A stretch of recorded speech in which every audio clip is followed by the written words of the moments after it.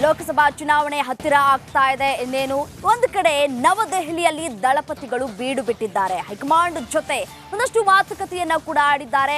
ಅಮಿತ್ ಶಾ ಅವರ ಜೊತೆ 20 ನಿಮಿಷಗಳ ಕಾಲ ದಳಪತಿಗಳು ಚರ್ಚೆಯನ್ನ ಮಾಡಿದ್ದಾರೆ. ರಿಪಬ್ಲಿಕ್ ಕನ್ನಡದಲ್ಲಿ ಆ ಕುರಿತ ಎಕ್ಸ್ಕ್ಲೂಸಿವ್ ಮಾಹಿತಿ. ಅಮಿತ್ ಶಾ ಜೊತೆ ಎಚ್.ಡಿ. ಕುಮಾರಸ್ವಾಮಿ 20 ನಿಮಿಷಗಳ ಕಾಲ ಚರ್ಚೆ ನಡೆಸಿದ್ದಾರೆ. ಮಂಡ್ಯ ಲೋಕ ಕದನಕ್ಕೆ ನಿಖಿಲ್ ಕುಮಾರಸ್ವಾಮಿ ನಿಲ್ಬೇಕಾ ಅಥವಾ ಕುಮಾರಸ್ವಾಮಿಯ ಅವರೇ ನಿಲ್ಲಬೇಕಾ ಅನ್ನುವಂತಹ ಚರ್ಚೆಗಳು ಕೂಡ ಇದೀಗ ಮುನ್ನೆಲೆಗೆ ಬರ್ತಾ ಇದೆ. ನಾಳೆ ಡಾಕ್ಟರ್ ಸಿ.ಎನ್. ಮಂಜುನಾಥ್ ಒಂದ್ ಕಡೆ ಬಿಜೆಪಿಗೆ ಸೇರ್ಪಡೆ ಆಗಲಿದ್ದಾರೆ ಅಧಿಕೃತವಾಗಿ. ನಾಳೆ ಅಧಿಕೃತವಾಗಿ ಬಿಜೆಪಿ ಸೇರ್ಪಡೆ ಬಗ್ಗೆ ಚರ್ಚೆ ಕೂಡ ಆಗಿದೆ.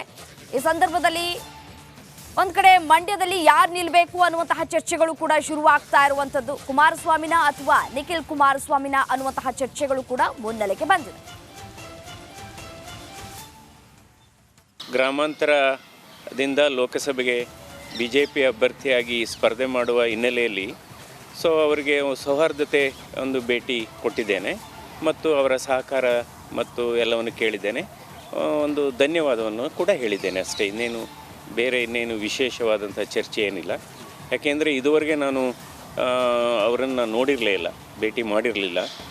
ಅದಕ್ಕೋಸ್ಕರ ಇವತ್ತು ನಾನು ಮತ್ತು ನಮ್ಮ ಕುಮಾರಸ್ವಾಮಿಯವರು ಮತ್ತು ನಮ್ಮ ಶ್ರೀಮತಿಯವರು